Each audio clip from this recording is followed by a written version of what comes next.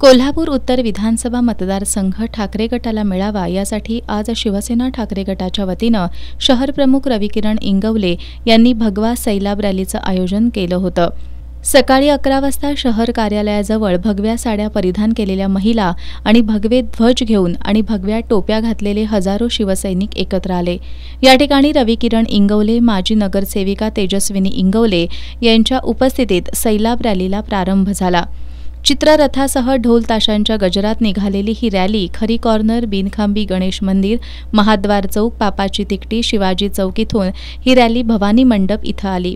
यावेळी इंगवले यांनी निवासिनी श्री अंबाबाईचं दर्शन घेऊन कोल्हापूर उत्तर मतदारसंघ ठाकरे गटाला मिळावा असं साकडं घातलं।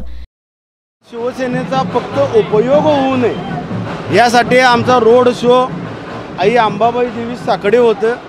या साकड्यातून आम्हाला एक सिद्ध करायचं आहे या रोड शोमधून की आमच्या पक्षप्रमुखांना न्याय मिळू दे।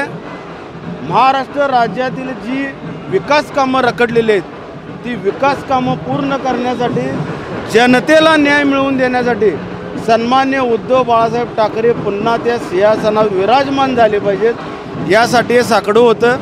आणि कोल्हापूर शहरातलं उत्तर मतदारसंघ हा शिवसेनेलाच मिळो।